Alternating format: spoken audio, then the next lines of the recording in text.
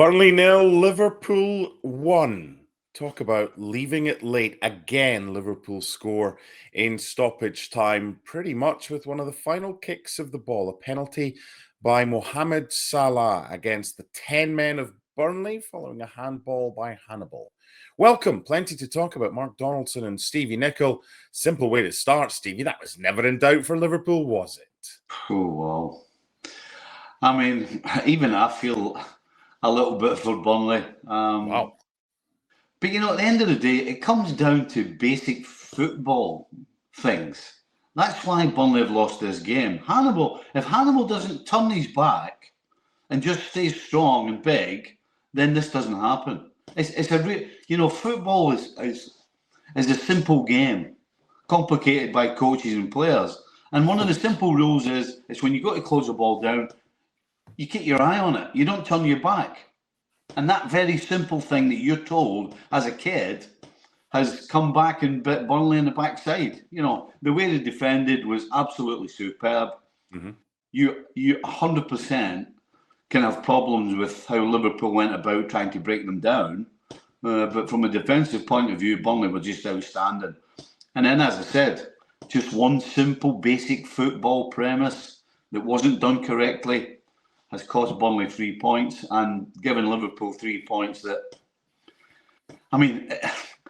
they completely and utterly dominated the game, but it's really hard to sit here and go they deserved it, because they didn't really. Dubravka had one big save to make from Szoboszlai's strike from about 25 yards.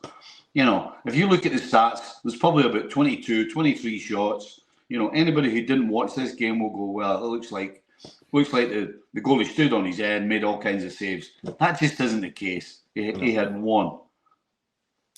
Yeah, I think it was going into the last 10 minutes. Liverpool had 2 shots on target. One of them was that one, and the other one was powder puff. Yeah. But we can talk about what you deserve. Good teams find a way. That's the bottom line. Eventually that dam's going to burst. Whether time runs out before that happens, looked like that was going to be the case today. But talk to me about Liverpool Football Club mentality from when you were there to now. Because already this season, we're mid-September. This isn't December, January. Liverpool have scored 4 goals that have won them the game in the last 10 minutes. Let's look at those, right? Against Bournemouth, Chiesa, then Salah, 88th and 94th. Against Newcastle, Gumoa, after the assist from Salah in the 10th minute of added time. Szoboszlai, 83rd minute against Arsenal. Now in the 95th minute, Mohamed Salah. What does that tell us about Liverpool's mentality? Well, it's belief. That's what it is. You believe that either you or the guy standing next to you is going to produce something. And then when you add the quality that Liverpool have around the field, then you get opportunities. And when you have the ability to take those opportunities, then you end up winning games late. Mo Salah still has to take the penalty. We can't forget that. It's a fantastic penalty. Pressure's on. It's the last kick of the game. And he smashes it. No nerves, no nothing, just cool and calm, strikes through the ball. Again, does all the simple things that you do in football. Make sure you get a good contact, get your feet in the right place, plenty of power, and then you send the keeper the wrong way. It really is belief that you always going to do it. Sometimes it comes earlier, sometimes it comes later. But right now, Liverpool do believe, and when you've got ability, then that just doubles the percentage of actually getting it done. When you were at Liverpool, Stevie, you won 5 league titles. There must have been many games like this. I know we call it now a low block. It was just basic defending back then without the fancy name. Did you have that same belief, regardless if it was 0-0 and you'd had 80% of the ball, all the chances, and it just wasn't falling for you? Yeah. Was there ever that kind of thought in your mind, do you know what, it's not going to happen for us today? Or is the Liverpool mentality, the Liverpool way, that it will happen and you have to keep believing?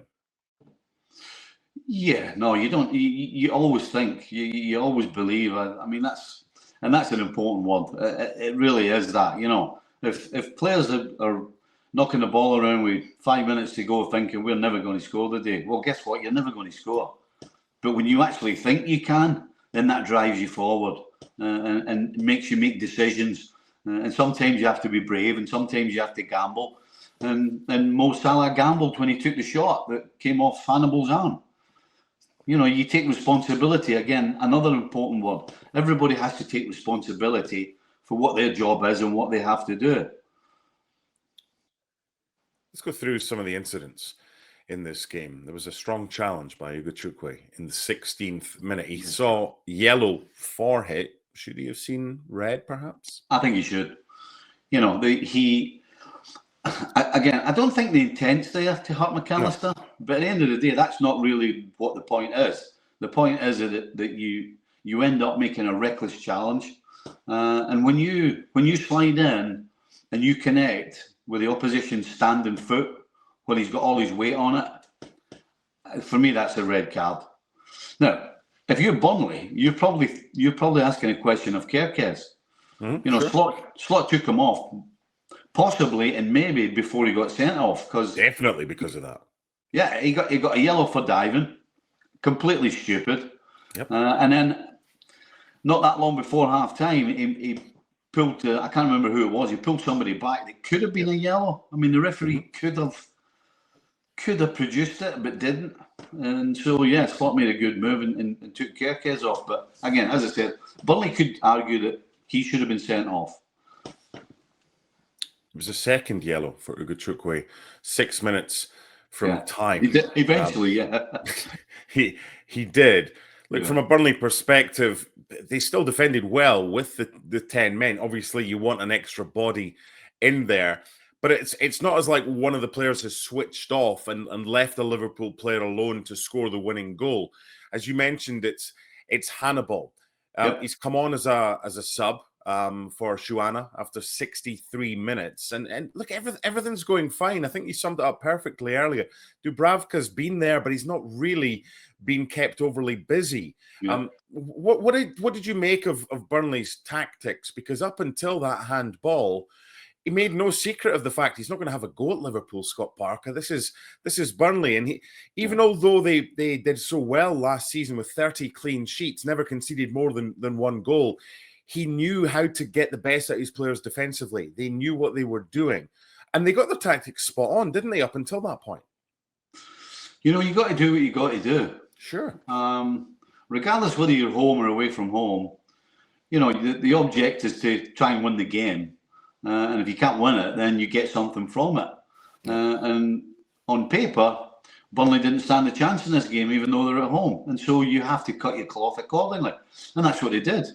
Now, when you defend where they did, you cannot afford any mistakes. And up until the Hannibal mistake, because you can, if you want to split hairs, you can say it's a mistake from Hannibal. You know, he does what you're not supposed to do. You're not supposed to turn your back. You're supposed to keep your eye on the ball. But up until then, every single player, every single one of them, had done their job. Closed the ball when it was needed. Shuffled across when it was needed. Forced Liverpool wide when it was. I mean, they did. From a defensive point of view, it was almost perfect. But that one mistake, that one little drop from one of the Burnley players has cost all of them 3 points. He scored the winning goal, Mohamed Salah. He got the fourth against Bournemouth in the first game of the season. What have you made of his performances overall? Forget the goal scoring. Has he contributed enough to the Liverpool cause this game? Whoa there, Leslie. If there's one thing you can't say about Mo Salah, it's forget the goal scoring, because that's what he does. I mean, that's what Mo Salah does. You know, Mo Salah is a guy, when he has the ball, you don't know whether we're still going to have the ball after he's touched it or not. He's a guy that tries to make passes that sometimes aren't on. He's a guy that sometimes stands on it. He's also a guy that smashes the ball into the back of the net on days when he's hardly kicked the ball properly. So, I mean, this is what Mo Salah is. Has he been silky? No, he has not. Has he been involved enough? No, he has not. But again, particularly when you play in the forward line, if what's going on behind you isn't quite working, then you're going to suffer more than anybody. And I think there's a little combination of Mo Salah not quite being at his best, but also he's not getting the ball in advantageous positions. He's getting the ball on the touchline with two defenders on top of him, or if he's inside, he's got three around him, or there's nobody making a run for him. So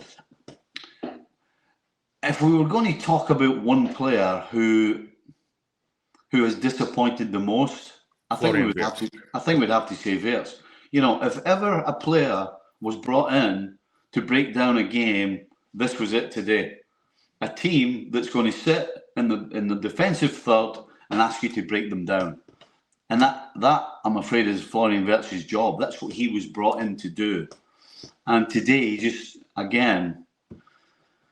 he couldn't do it. And he hasn't done it yet since he's come to the club. Now, the fact that Liverpool win again probably means that Arne Slot can keep pushing Florian Wirtz in the starting 11 and keep giving him time, hoping that his true form is going to come out. The problem is you've got Szoboszlai who it seems is being forced into the lineup at fullback. You bring in Frimpong, you already have Conor Bradley, but you're shoehorning Szoboszlai in because he deserves to play. The fact that they win again, I think probably means that Florian Wirtz is going to start again next time out, which you could argue would not be the right decision. Okay, let's look at it like this and continue that theme. Frimpong's back, and assuming he's back in the starting lineup, whether it's the next game or the game after that, you then move Szoboszlai into midfield. You've got Gravenberch, you've got McAllister. There's your four at the back. There's your three in midfield.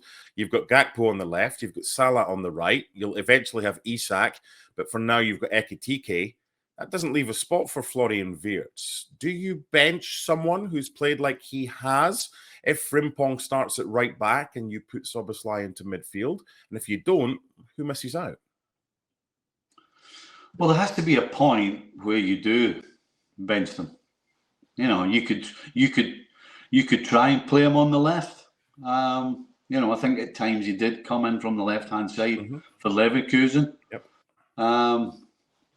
But again, that means are you being unfair to Gakpo?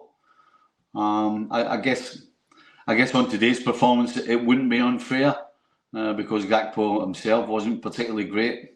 But you could still argue that the same argument I gave you about Salah, you could still say the same thing about Gakpo. Without getting the ball in the right areas, then again his output is going to be a lot harder. So yeah, I mean, there has to come a point where Arne Slot has to decide whether Florian Wirtz has to sit, and if that's the best thing for Florian Wirtz. Well, it won't be the best thing for Florian Wirtz, but if that's the best thing for the team, then again, Arne Slot, that's why he gets paid the big bucks. You got to make the tough decisions, regardless of whether you've paid 120 million for somebody or not. If they're not producing, and you have a squad that Liverpool do have, then you have to make a decision. And that can't be that far away, quite honestly. Let's talk Alexander Isak. Arne Slot's comments about he will be integrated, but it'll take maybe a little bit of time. That's why he wasn't involved today, hasn't trained much, didn't do a pre-season. Obviously went away with Sweden, but didn't get involved that much over there because he's miles off it right now. When he's back to 100%, how do you envisage Liverpool's style of play, middle to front, will change from what it is right now? Because a lot of teams, they're not working out how to defend against Mohamed Salah, but as you quite rightly said, they're putting two on him, so there's space elsewhere. But then you've got to find a way to mark Isak. So how do you think Liverpool's style is going to be when Isak is leading the line for Liverpool? No, I don't think it's not changing. Liverpool not changing. Isak is going to be eased into the team the way that Liverpool play. This is not we're going to change everything because we've just bought Alexander Isak. I think it's straightforward. He'll play, or Ekitike will play when he's 100% fit, and he will have to adjust round what Liverpool do. I don't see Liverpool changing the style. I don't see Liverpool changing the way they want to go about winning games. So it's going to be on Isak more to adjust to what's going on, and that's what Arne Slot will do in training. He'll put him in positions where Liverpool will do the things, the patterns of play, all the things that you do in training to help everybody when it comes to the real thing. And so Isak's going to cater to what the team's doing. It's not going to be the other way around. Big week for Liverpool. I was commentating on Atletico Madrid yesterday. They got back to winning ways, got back to what we expect from them with a 2-0 win over Villarreal. A couple of injury issues for them. They face Liverpool at Anfield in the week, and then it's Everton next weekend. How do you think Liverpool approached the Champions League phase, where they play 8 games? They know they're pretty much assured, you would think, of a knockout place at the end of it. But the way the Champions League is now, Stevie, look at Paris Saint-Germain, who didn't have a good campaign in the league stage last year, but they qualified for the knockout stage and went all the way. So as far as priorities are concerned, is it Everton next weekend with regards to the way that the team's going to be composed, or is it Atleti in midweek? Do you expect changes for Atleti? I do. I do. I think I'm talking a couple. Maybe Curtis Jones comes in, lets McAllister recover from that ankle injury. Conor Bradley might probably start at right back. I think there'll be subtle changes. I think it's probably too early. Certainly, in my opinion, it's too early to be start making a lot of changes and resting people. So I think both against Atletico Madrid and Everton, Liverpool will be putting out. Listen, against Everton, it's going to be the strongest side available. But against Atletico Madrid, there may be a couple of changes, but it'll be a real strong Liverpool side, and certainly Liverpool are big time favourites because they're at home. And as you said, Atletico Madrid have been struggling. Yes, they got that win over Villarreal, but it wasn't exactly. They didn't demolish them. They only had a couple of shots on target and actually got 2 goals out of it, and then defended well. So Atletico Madrid are far from their best. At the same time, I guess you'd say Liverpool are far from their best. They've got 4 wins now out of 4, but have been way short of certainly playing the type of football that we expect them to. It's kind of ominous for the rest of the teams, is it not? If Liverpool not at their best, are 4 from 4 and 100% record.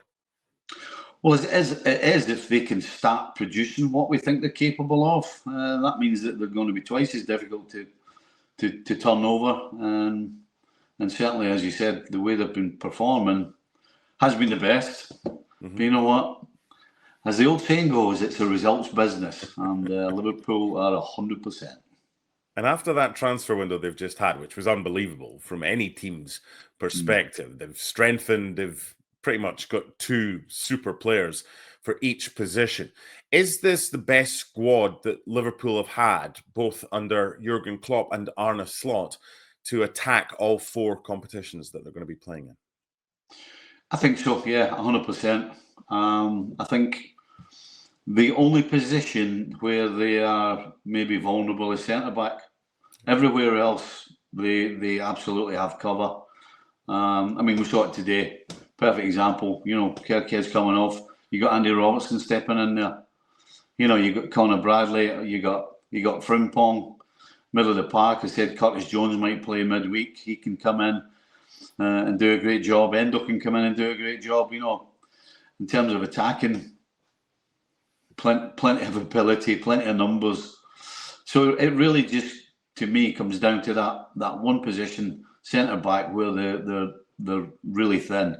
Joe Gomez is there to back Kanate and Virgil van Dijk up, but Joe Gomez has had some injury worries over the last certainly 2 seasons, and then that's pretty much it for Liverpool. They got the young Italian kid, but he's not ready yet. So yeah, they're looking strong. The squad's looking strong. Just that one area where if they get an injury or a suspension, that could give them a little bit of a hiccup right now. Final question. Let's make it about Burnley, because we've spoken a lot more about them today had they held on and not conceded that late penalty to Mohamed Salah following Hannibal's red card, following his handball, sorry. Burnley find themselves with 3 teams currently below them, which would be enough come the end of the season to stay up.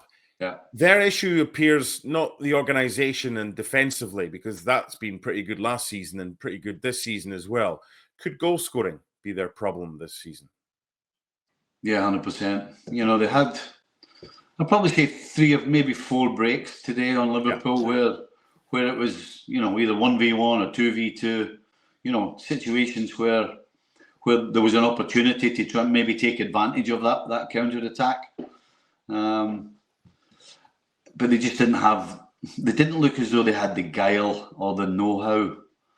Now, at the end of the day, you know, when you're 1v1 against Virgil van Dijk, then it takes a bit of beating. Not everybody has Virgil van Dijk as a centre-back. But at the same time, you know, they really didn't look as though they were capable of getting even a decent strike on target. I don't think Alisson made a save the whole game, pretty much. So yeah, they're going to struggle at that end of the field. But as you rightly said, the only thing they need to do is finish 4th bottom. That's the only goal they have this year, and rightly so. Thank you, Stevie. A late winner keeps Mr. Nicol's team top of the league, unbeaten with a 100% record. We'll be back in a few hours' time on the Full Time Whistle for the Manchester Derby reaction.